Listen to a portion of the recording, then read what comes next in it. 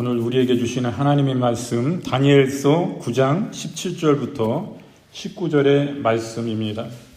다 찾으신 줄 알고 우리가 같이 다 함께 읽겠습니다. 17절에 그러하온즉 우리의 하나님이여 지금 주의 종이 기도와 간구를 들으시고 주를 위하여 주의 얼굴빛을 주의 황폐한 성소에 비추시옵소서. 나의 하나님이여 귀를 기울여 들으시며 눈을 떠서 우리의 황폐한 상황과 주의 이름을 일컫는 성을 보옵소서. 우리가 주 앞에 간구하옵는 것은 우리의 공의를 의지하여 하는 것이 아니요 주의 큰 긍휼을 의지하여 함이니이다. 주여 들으소서. 주여 용서하소서. 주여 귀를 기울이시고 행하소서. 지체하지 마옵소서. 나의 하나님이여 주 자신을 위하여 하시옵소서. 이는 주의 성과 주의 백성이 주의 이름으로 일컫는 바 됨이니이다. 아멘. 오늘 말씀은 기도인데 깊은 기도라는 제목으로 함께 은혜를 나누겠습니다. 이 다니엘은 참으로 위대한 기도의 사람입니다. 그는 규칙적인 기도 생활을 했어요. 그리고 하나님 앞에 늘 참회의 회개의 기도를 했습니다. 그리고 늘 하나님을 다니엘은 경외하는 사람이었어요. 하나님 앞에 하나님을 사랑함으로 하나님을 두려움으로 그 앞에 힘이 떠는 사람입니다. 하나님을 두려워했던 사람이에요. 이 사람은 그 최강대국인 바벨론의 2인자였습니다. 총리 대신이었어요. 그럼에도 불구하고 하나님을 두려움으로 떠는 자였던 것입니다. 하나님이 온 세상 우주 만물을 다스리시는 온 우주를 운행하시고 주장하시고 창조하신 절대 주권자이신 지금 바벨론의 왕보다도 더 높으신 분이 하나님인 것을 너무 잘 알았습니다. 그래서 하나님의 그 능력과 자비하심과 사랑하심 앞에 그 주권자 앞에 늘 하나님을 우러러 경외함으로 하나님 앞에 서 있는 하나님 앞에 떠오는 자였습니다. 그래서 다니엘은 항상 그 신앙을 지키고 하나님께 영광을 돌리는 삶을 살았어요. 지금 다니엘은 총리지만은 처음에는 총리가 아니었습니다. 그 이스라엘의 포로로 잡혀온 사람이었어요. 이스라엘은 식민지가 되었습니다. 그래서 이스라엘의 귀족으로서 본모로 잡혀온 노예입니다. 그 처지였는데도 불구하고 늘 하나님을 경외함으로 하나님께 대한 그 신앙을 버리지 아니하고 하나님께 영광 돌리는 삶을 살아갔습니다. 그 비결은 규칙적인 기도 생활인 것입니다. 그는 하루에 3번씩 꼭 기도하는 삶을 살았어요. 자신의 처지가 굉장히 바쁜 총리의 일을 하면서도 불구하고 늘 빼먹지 아니하고 하루에 3번씩 자기 고국 이스라엘을 향하여 창문을 열고 하나님의 성전이 이스라엘에 있으니 그 하나님의 성전을 바라보고 늘 이스라엘을 향해서 기도했던 것입니다. 그러므로 규칙적인 그 기도의 생활은 신앙을 잃지 않는 데 있어서 너무나 중요한 것입니다. 우리의 기도는 호흡과 같은 것입니다. 우리 육신을 가진 우리 육신이 잠시라도 우리가 몇 분 이상 호흡을 할 수 없는 상황이 처한다면 그 사람은 즉시 사망하고 마는 것입니다. 숨을 어느 정도는 참을 수 있지만 그 이상은 참을 수가 없어요. 한계에 도달했을 때 숨을 못 쉰다면 그 사람은 죽고 마는 것입니다. 그것과 같이 기도는 우리의 신앙에 있어서 절대 불가결의 요소로서 절대로 필요한 것입니다. 그래서 우리 신약에 와서 우리 사도들도 기도는 우리 신앙의 호흡이라 했던 것입니다. 그래서 항상 기도하라 그랬어요. 모든 일에 감사하라. 그것이 하나님의 뜻이라 이렇게 말씀하셨습니다. 그게 너무나 중요한 것인데 늘 그 가운데서도 노예로 끌려왔을 상황에서도 그랬고 총리가 된 상황에서도 그 바쁜 가운데서 늘 기도를 쉬지 아니하고 하나님께만 소망을 두고 앞으로 정진해 나아갔던 것입니다. 다니엘은 특별한 일이 있을 때에 그는 결사각오의 신앙을 갖고 특별 기도를 드렸습니다. 금식하며 기도했습니다. 느부갓네살 왕이 자신의 꿈을 해석하지 못하는 그 땅의 모든 박사들을 다 죽이고 이렇게 명령을 내렸습니다. 그러나 이 하나님의 사람 다니엘은 알고 있었어요. 그는 에레미야 선지자가 쓴 하나님의 말씀을 읽고 하나님의 뜻을 깨달았습니다. 다니엘은 그날을 바라보며 금식하며 베옷을 입고 죄를 무릅쓰고 간절히 기도를 드렸습니다. 그 말씀이 어떤 내용입니까? 이스라엘이 포로로 하나님을 배역하고 하나님을 경외하고 예배하는 데 떠나서 우상을 숭배하고 하나님과 대적하고 하나님의 마음을 아프게 해서 하나님이 그들을 찢으시는 것입니다. 사랑하는 백성들이 당신을 오직 하나님만을 창조자 그분만을 예배하는 선택된 백성으로 하나님께서 지명하시고 그들을 통해서 영광받고 예배받기 원했지만 그들은 하나님을 버리고 하나님의 은혜를 저버리고 하나님이 살려주시고 애굽에서 구원하시고 모든 하나님의 은혜를 다 저버리고 하나님을 은혜를 배은망덕으로 갖고 은혜를 돌에 새겨야지 되는데 물에 새겨서 다 흘러 없어지는 이런 잘못된 인생을 가고 있었던 것입니다. 그래서 하나님이 사랑하시기 때문에 그들의 마음을 들이키기 위해서 주변국 강대국들에게 그 나라를 내어주시는 거예요. 하나님이 지키시지 않으시는 거예요. 그러니 이와 같이 포로로 끌려가고 식민지로서 어려운 핍박을 당하는 것입니다. 그런 가운데 있을 수밖에 없게 된 것입니다.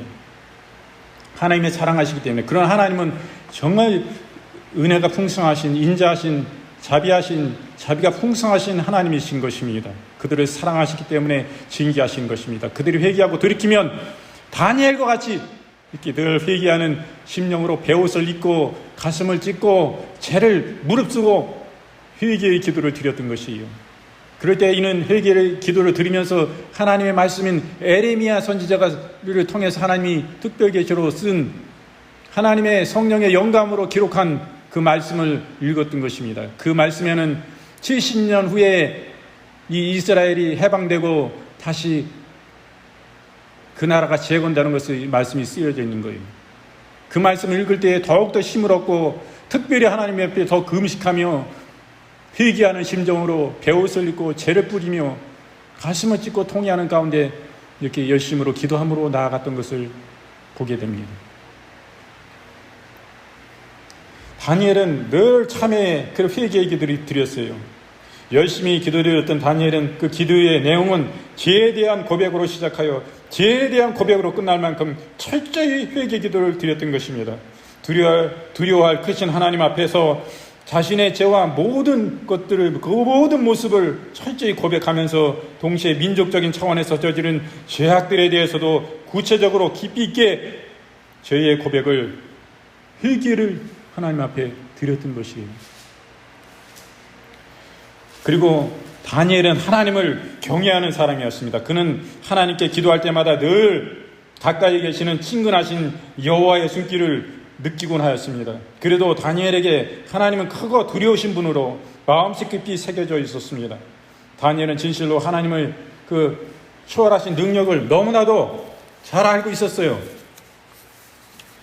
다니엘서 9장 3절 말씀에 내가 금식하며 베옷을 입고 죄를 무릅쓰고 주 하나님께 기도하며 간구하기를 결심하고 말씀합니다. 다니엘서 9장 4절 말씀에 내 하나님 여호와께 기도하며 자복하여 이르기를 크시고 두려워할 주 하나님 주를 사랑하고 주의 계명을 지키는 자를 위하여 연약을 지키시고 그에게 인자를 베푸시는 자시여 말씀합니다. 항상 두려운 마음으로 신실한 자세를 가지고 하나님 앞에 무릎을 꿇었던 것입니다. 이게 바로 그때 총리 대신이었는데 온 나라를 지도하고 이끄는 2인자였는데도 불구하고 하나님을 항상 두려운 마음으로 신실한 자세를 가지고 하나님 앞에 무릎을 꿇었던 것입니다. 진실로 다니엘은 하나님을 경외하고 이러한 경외심이 그의 신앙의 기초를 이루었습니다. 참으로 다니엘은 위대한 사람입니다. 자기가 이런 높은 위치에 올라서도 허랑방탕하거나 자만하거나 교만하거나 이런 사람이 아니에요. 하나님 앞에 매일 기도하는 사람이기 때문에 자신의 처지를 잘 아는 거예요. 하나님 앞에 내가 지금 총리 대신으로서 온 나라를 운영하는 사람이지만 하나님 앞에 자기는 아무것도 아니다. 나는 애다, 애. 하나님 앞에. 늘 그런 겸손함으로 있을 수밖에 없는 거예요. 왜? 하나님을 알기 때문에. 그분이 어찌 높으시고 크고 위대하신 너무나 놀라우신 하나님이 계시다. 그분 앞에 나는 무엇인가? 온 나라들과 온 백성들을 다스리는 온 세상에 지배하는 나라의 2인자인데 이 사람에게 무엇이 필요가 있겠습니까? 방자함이 철철 넘칠 수도 있는데 불구하고 일반 사람들과 그는 같지 않습니다. 다니엘은 그 가운데서 이렇게 기도해요. 주의 분노를 떠나게 하옵소서. 이렇게 기도합니다. 다니엘은 에레미야서를 읽고 유다 민족의 이말 불행의 원인을 깨닫게 되었습니다. 그래서 그는 하나님께 곧바로 기도를 드렸던 것이에요. 그의 첫 번째 기도의 내용은 하나님의 진노를 포로로 끌려온 백성에게 거두어 달라는 것이었습니다. 다니엘은 포로 생활이 죄에 대한 하나님의 진노임을, 그 결과임을 알았습니다. 그렇게 주의 백성들을 포로 생활에서 해방시켜달라는 간구보다는 하나님의 분노가 주의 백성에게 떠나는 것이 우선되어질 문제임을 알았어요. 이것이 하나님과의 문제다. 하나님과의 우리 백성들의 나라가, 이스라엘이 문제가 있기 때문에 우리가 이거 나라가 찢기고 이렇게 포로되어서 이 나라와 가지고 노예된 생활을 하는 사람들이 많았습니다. 그들에게 이 어려움을 끊쳐달라고, 그게 문제가 아니라 하나님과의 관계의 회복이다. 하나님과의 관계가 있다. 내 나타난 문제가 이것이 왜 사람과의 관계인 것 같지만은 하나님과의 관계인 것입니다. 그것이 해결되면 이건 저절로 해결된다. 하나님과의 관계라는 것을 너무 잘 알았습니다. 그렇기 때문에 그는 그 주의 백성들을 포로 생활에서 해방시켜달라는 그런 간구보다는 하나님의 분노가 주의 백성에서 떠나는 것이 우선인 것을, 그것이 문제임을 알았어요. 근본적인 문제를 알았기 때문에 그는 주의 분노를 예루살렘에서 떠나게 해달라고 간구하였던 것입니다.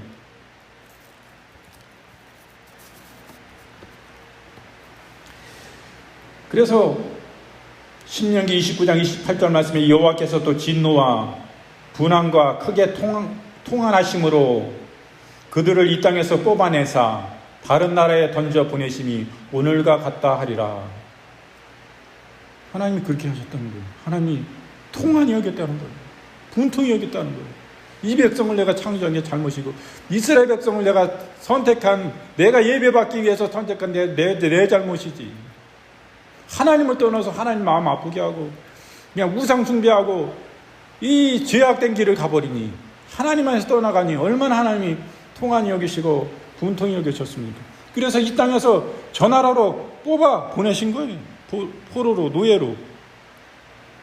그것이 하나님의 관계입니까? 자기가 나타난 이 포로를 끌려왔으니 여기서 해방시켜 주세요. 이것이 문제입니까? 다니엘은 하나님 앞에 깨어 있었기 때문에 이 문제가 하나님과의 관계임을 알았습니다. 하나님과의 관계가 해결되고 하나님 앞에 참으로 회개하고 돌이키면 이 문제가 다 해결되는 것을 그는 알게 되었습니다.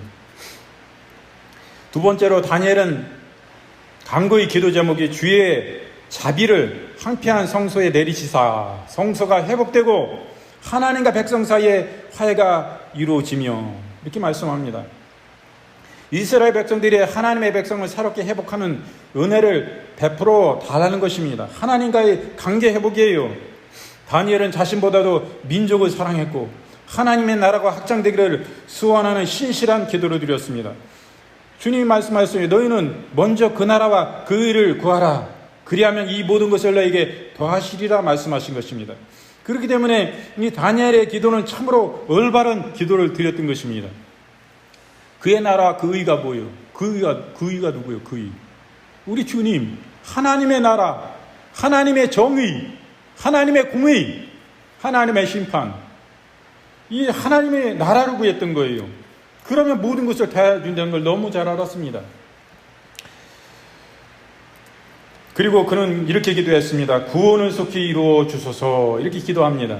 다니엘은 70년 만에 본국으로 귀환하리라는 하나님의 약속을 확실히 믿고 있었습니다. 아까 그 말씀, 에레미야 선지자를 통해서 쓴 에레미야서를 통해서 다니엘이 자기 이스라엘 백성이 70년 만에 본국으로 다시 돌아갈 것을 알게 된 것입니다. 이 하나님의 약속의 말씀이 먼저 있었다는 것을 알게 된 거예요. 그런데 이제 70년이라는 정한 기간이 얼마 남지 않았습니다. 이에 대한 다니엘은 주의 자비하심을 모든 백성의 죄를 용서하시고 긍휼을 베푸사 이스라엘 백성들을 회복시키려는 구원을 은혜를 하루속히 꼭 이루어 주시기를 간구했던 것입니다. 다니엘서 9장 2절 말씀에 곧 그 통치 원년에 나 다니엘이 서책으로 말미암아, 서책은 무엇을 말합니까? 이 에레미야서의 그 책을 성경 말씀 말하는 것입니다. 서책으로 말미암아 여호와의 말씀이 선지자 에레미야에게 임하여 고하신 그 연수를 깨달았나니 곧 예루살렘에 황무한 이 70년 만에 마치리라 하신, 이렇게 말씀합니다. 것이니라, 이렇게 말씀하세요. 마치 애굽의 속박으로부터 이스라엘이 출애굽시켜 하나님의 영광을 드러내었듯이 이번에도 기적 같은 놀라운 역사를 꼭 일으켜 달라고 그는 간절히 절박함으로 하나님 앞에 이렇게 간구했던 것입니다. 스바냐 3장 17절 말씀에 너희 하나님 여호와가 너희 가운데 계시니 그는 구원을 베푸실 전능자시니라. 그가 너로 인하여 기쁨을 이기지 못하여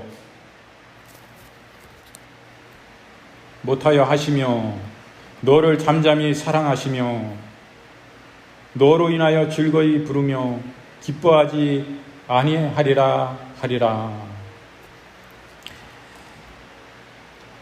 즉각적인 기도의 응답이 있었습니다.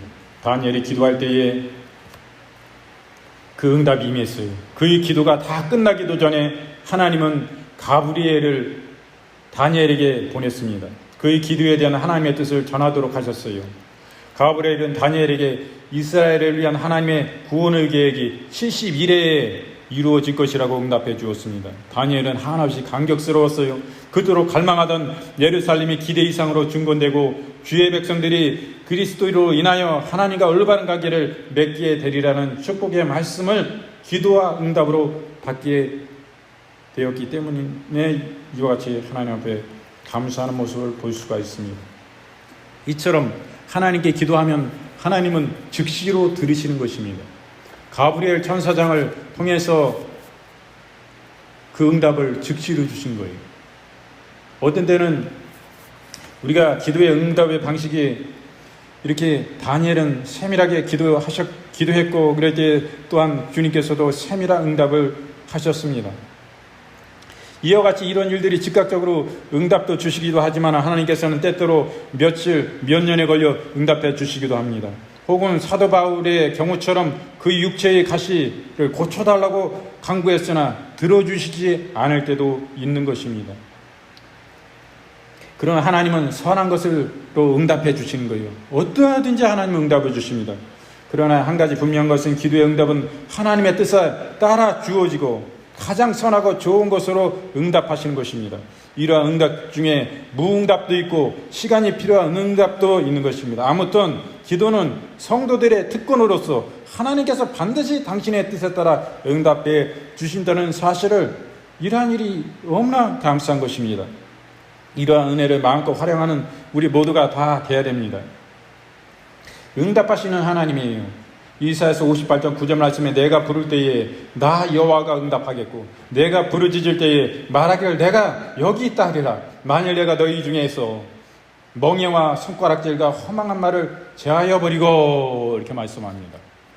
뭐예요? 하나님 말씀 분명히 내가 간구하고 기도할 때 내가 반드시 응답한다 말씀하셨어요. 즉시로 들었다. 우리가 여기서요, 예수님의 이름으로 무엇이든지 내 마음으로 기도하든지 내가 소리내서 기도하든지 하나님 앞에 기도하는 하나님은 즉시로 들으시는 거예요. 내 말을 아예 안 들으시나? 하나님 나를 그렇게 고쳐달라고 기도해도 하나님은 왜 응답이 없으실까? 하나님이 이 오늘 말씀 보니까 다니엘은 즉시로 응답을 주셨는데, 다니엘도 즉시로 응답을 주신 적도 있지만은 21일 걸린 경우도 있어요. 왜 21일 걸렸어요? 하나님이 첫날 기도할 때, 다니엘이 기도할 때 들으셨어요. 그때도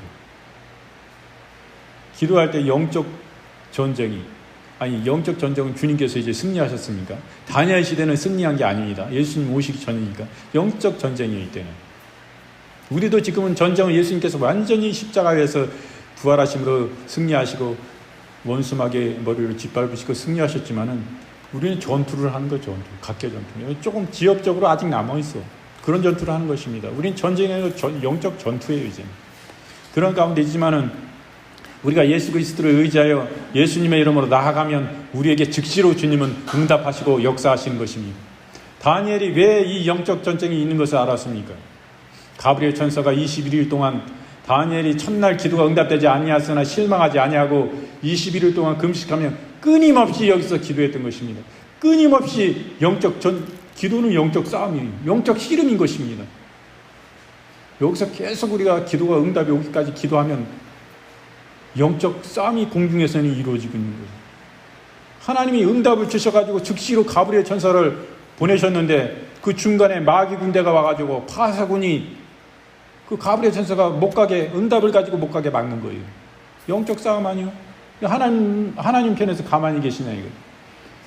하나님께서는 미가엘 군장, 천사장 미가엘, 이건 군대 쪽이잖아요.